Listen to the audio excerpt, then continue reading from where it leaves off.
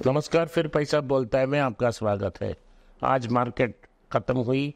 Market में आज गिरावट थी, 90 पॉइंट मार्केट नीचे थी और बैंक निफ्टी 270 पॉइंट के आसपास नीचे थी। सेंसेक्स भी नीचे थी। ब्रॉड मार्केट उतना खराब नहीं है लेकिन नीचे तो आ गई। तो कल S&P 500 में रिकॉर्ड रैली हुई थी। इसके बावजूद आज मार्केट में गिरावट थी। रुपया 83 रुपया 30 पैसा तक पहुंच गई, लेकिन आज ख़त्म होने के बाद नीचे ज़रूर आएगी क्योंकि FII पैसा बाहर निकाल रहे हैं। तो रुपया भी प्रेशर में है। गोल्ड टाइट रेंज में मूव हो रही है। 6200 से लेके 6250 रुपया तक ट्रेड हो रही है। कल गोल्ड में थोड़ा इम्प्रूवमेंट होने की चांस है, लगभग 6300 तक पहुंच सकती है, लेकिन इस पर आपको 3% GST लगाना पड़ेगा। अगर आप GST लगाते हो तो 6500 के ऊपर चला जाएगा। तो ये बहुत कीमती है और सोना अभी तक पिछले 5 साल में 15% रिटर्न दे चुकी है। अगली 18 महीने में और 10 से 12% की इजाफा होने की चांस है, लेकिन अगर रुपया में धीमी आई तो और भी ज़्यादा गिरकर 7750 से लेके 8000 तक पहुंच सकती है। तो यही न्यूज़ है सोने के बारे में।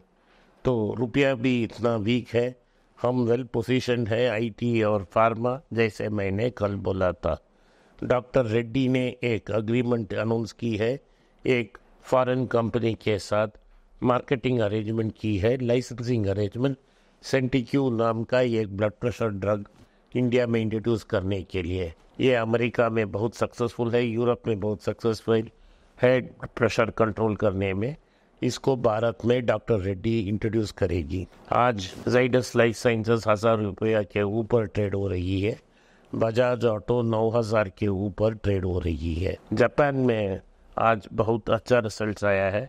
पिछले 1 साल में टोयोटा और हिताची दोनों कंपनियां जिसको हमने रेकमेंड की थी, उसमें 1 साल में 100% रिटर्न्स आ चुकी हैं। अभी भी टोयोटा अंडर वैल्यूड है। मारुति अगले साल एक नया EV व्हीकल अनाउंस कर चुकी है। तो अगर आप मारुति में निवेश करना चाहें तो टोयोटा में निवेश करें।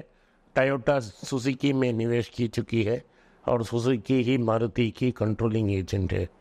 तो आप देख सकते हो कि भारत में वैल्यूएशन बहुत ज़्यादा है, लेकिन टोयोटा की वैल्यूएशन बहुत कम है। तो टोयोटा लेना ही समझदारी है। सब कुछ इवैल्यूएशन की बात है और वैल्यूएशन में टोयोटा बहुत कम है। लोग अभी इलेक्ट्रिक व्हीकल डायरेक्टली नहीं जा रहे हैं, उनको पेट्रोल की ऑप्शन भी चाहिए, तो वो हाइब्रिड व्हीकल्स पर कंसंट्रेट कर रहे हैं। टोयोटा एक ही ऐसा ग्लोबल कंपनी है जिसने इलेक्ट्रिक व्हीकल में इतना कंसंट्रेट नहीं की है, लेकिन हाइब्रिड व्हीकल्स में बहुत सारे कंसंट्रेशन दी है। भारत में भी उनकी टोयोटा में 2-3 हाइब्रिड व्हीकल्स हैं और उनकी जो डिज़ाइन है, बेसिक डिज़ाइन, उन पर मारुति की मोहर भी लग चुकी है। मारुति में भी 2-3 ऐसे हाइब्रिड व्हीकल्स हैं। तो और ये भी न्यूज़ में आया है कि टोयोटा एक long distance solid state battery तैयार करने के लिए काम कर रही है। ये सॉलिड स्टेट बैटरी कार्स में फिक्स होगी। अगर ये सक्सेसफुल हो जाती है तो बैटरी रेंज लगभग 600 से 700 किलोमीटर तक जा सकती है।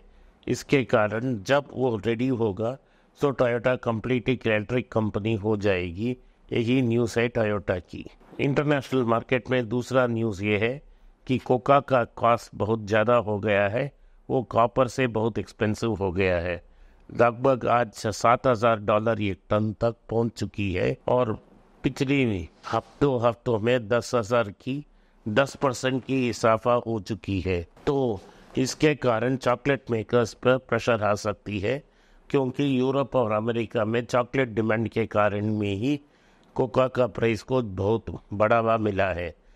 कोका तो वेस्टर्न अफ्रीका में उगती है। अभी घाना में बहुत सारे प्रॉब्लम्स हैं और वह क्रॉप फेलियर भी बहुत ज़्यादा है। इसी के कारण चलते कोका में शॉर्टेज है। और इसी कारण से मार्केट में कोका की शॉर्टेज के कारण चॉकलेट की प्राइसेस में बढ़ावा आने की चांसेस बहुत ज़्यादा हैं।